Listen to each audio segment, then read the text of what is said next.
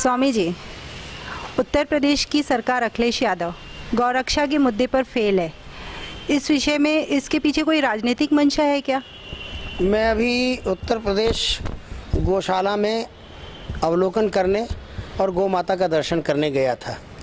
चूँकि उत्तर प्रदेश में कानपुर की गौशाला वो अनुसंधान के नाम पर काफ़ी प्रसिद्ध गौशाला है।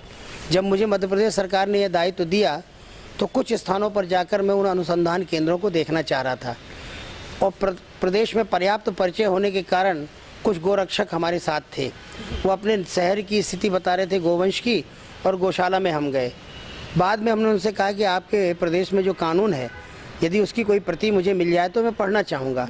जब उन्होंने कानून की प्रति दी मुझे, मैंने उसे पढ़ा तो कानून तो बहुत अच्छा लगा, किंतु जब कानून का पालन होते नहीं देखा तब मुझे टिप्पणी करनी पड़ी। क्योंकि मैं गो भक्त हूँ, इसके पीछे मेरी कोई राजनीतिक मंशा नहीं थी, परंतु ये मुख से निकल गया कि गोरक्षा के मुद्दे पर अखिलेश सरकार फेलुअर सरकार है और इसे अपदस्थ किया जाना चाहिए। अब इस बात को लोगों ने समझा कि शायद मैं यहाँ पर कोई राजनीतिक हलचल पैदा करना चाहता हूँ। इसके कहने के पीछे मेरा तर्क और आधार ये था कि उत्तर प्रदेश का एक हिस्सा जिसे बुंदेलखंड कहते हैं, कुछ ज़िले मध्य प्रदेश में लगते हैं और कुछ ज़िले उत्तर प्रदेश में लगते हैं। यदि कानून का सही ढंग से उत्तर प्रदेश में क्रियान्वयन होता तो हमारे जो हिस्से का बुंदेलखंड है और हमारे हिस्से का जो बघेलखंड है, इसमें गो तस्कर बड़ी मात्रा में सक्रिय न होते।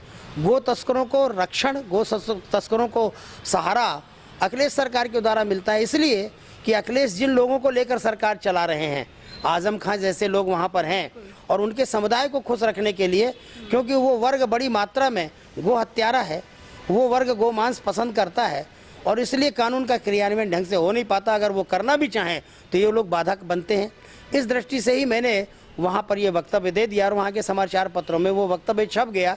फिर बाद में गो भक्तों ने मुझे पूरे शहर को घुमाया, और जब पूरे शहर में, मैं जानता हूँ कि चमड़ा उद्योग कानपुर का जो है पूरे भारत में प्रसिद्ध है, तो वहाँ तो चमड़े की आवश्यकता है उद्योगों में।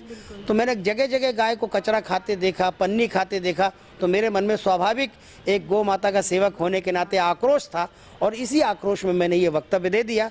अब समाचार जगत में ये वक्तव्य जो है राजनीतिक तोड़फोड़ के माध्यम से आ गया, तो लोगों ने कहा कि शायद चुनाव है और इसलिए हम इसको चुनावी मुद्दा बनाना चाहते हैं। ऐसी मेरी मंशा नहीं है।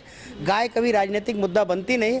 गाय हमेशा सामाजिक मुद्दा रही है, गाय हमेशा समाज की धारा रही है, और हर युग में गाय प्रासंगिक थी, आगे भी प्रासंगिक रहने वाली है। इसलिए उसके प्रति चिंता व्यक्त करते हुए मेरा ये वक्तव्य था, और मैं आज फिर अपने इस वक्तव्य पर आरूढ़ हूँ कि अखिलेश सरकार गोरक्षा के मुद्दे पर फेलुअर सरकार है।